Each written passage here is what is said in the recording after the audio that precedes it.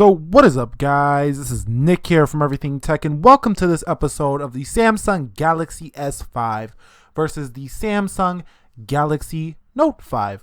Now, you can see we did the ZTE Z Max 2 versus the S5 earlier today. You can go check out that video. I'll leave that in the description. But this is the S5, and we're going to pit this against the Note 5. Now, we know that the Note 5 is a much better device. It has so much better specs and a nicer build than the more plasticky build, but the more functional build, I would say, of the Galaxy S5. But let's just go ahead and put these things together just for the fun of it. This is non-scientific. This is all just fun and games. We're just checking them out just in case you're maybe upgrading to the Note or you're downgrading to the S5 because you broke your Note or something like that. It's just a little bit different here. So let's go ahead and hit that power button and let these babies boot up and see which one gets to the home screen first. Now the Samsung Galaxy S5 logo is showing, as well as the Galaxy Note 5 logo.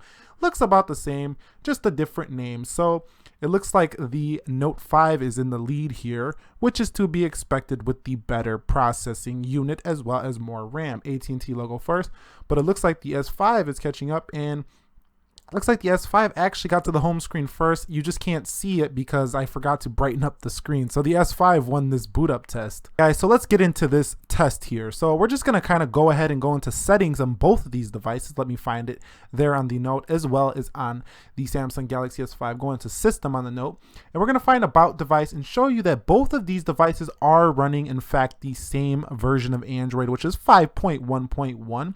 So you're going to get great software on each, not the latest Marshmallow, but eventually Samsung should push it out. They're known not to push them out, quite as fast as Nexus devices. But let's go ahead and clear everything out here real quick. Close all on the Note, close all on the Samsung Galaxy S5. So this is a fair test here. And what we're going to do is just go through the general UI right now, just show you the smoothness. Now both are about the same in smoothness, and a lot of people say the S5 is laggy and crappy and blah blah blah, but just look at this. This is proof right here that it's not. I don't know why people are saying that. Maybe they have defective units, or maybe they don't. If you have a defective unit, go ahead and leave that down in the comments down below. But as you can see, everything is buttery smooth on my Samsung Galaxy S5, except for the fact that I can't actually hit the settings button correctly. That may be a little bit of my issue, but going through the toggles and such, you can see everything just flies open on both of them, and they look pretty similar. Although in real life, the Samsung Galaxy Note 5's display does pop quite a bit more than the S5, but they're not, too much noticeable to naked eyes. So you see, we went into calculator. Now let's go hop into calendar here, and we can see the S5 open that one first. Let's go to apps, and let's go back into calculator one more time. Go into apps and come out, just kind of see how they come in and out of stuff. There's the clock on the Note 5, and let's find the internet. It's kind of hard to see these icons when we're looking at about 100 of them through the camera lens. So let's find the internet and go into a couple of websites here. And we're going to first head over to technobuffalo.com and see how this test goes and see which one kind of loads it up quicker, to just to see how it would be in a real life internet browsing test if you had both of these devices. So let me load that up there on the Samsung Galaxy S5. Having a little bit of troubles typing, but we'll get there eventually. So looks like we have them both fired up here, so let's just click both of them at the same time. Like I say, non-scientific. Note 5 showed content way ahead of the S5, so Note 5 is going to take it on that round. Well, let's see if the Note 5 can hang in there. Oh, we see a little bit of choppiness here on the Note 5. You know what? Let's just come back out and go do something else. Let's go to YouTube real quick, and we're just going to search Everything Tech video here so you can see just quickly which one will play the, the video first. So Everything Tech over here on the S5, and let me go over here on the Note 5 and hit Everything Tech. You can see these displays are very sensitive, very touch sensitive. So if you got gloves, that'll be all cool.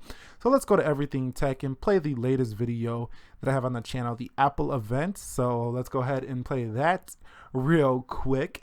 And you can see that the S5 won it on this one here. So scrolling through, you can see scrolling speed is good. We're still waiting on the Note 5. Now, this might be a connection issue, but it's kind of sad to see that both are connected to the same Wi-Fi network, and the Note 5 is having a little bit of a hang issue, both AT&T models. So maybe I got a slower Note 5. I don't know.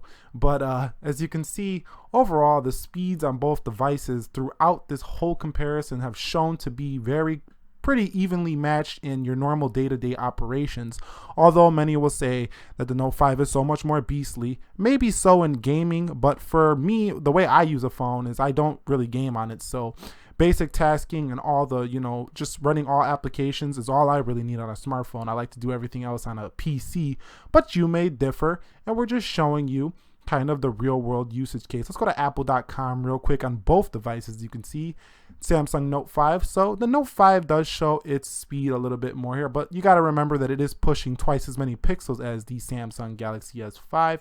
But it's pretty impressive to see that a 2-year-old phone like the Samsung Galaxy S5 can still match up against this Note. The S5 does have a nice grippy back, and I think for $400 to $300 cheaper, it's still worth it here in 2016. Not over the Note, but the Note 5 is still a premium flagship phone. But I thought this was an interesting comparison. If you guys enjoyed this video, you guys know what to do. Go ahead and leave this video a thumbs up down below. Any comments, questions, thoughts, concerns, you know what to do. Just go ahead and we'll talk about it in the comment section. And I will catch you all in the next episode. Peace.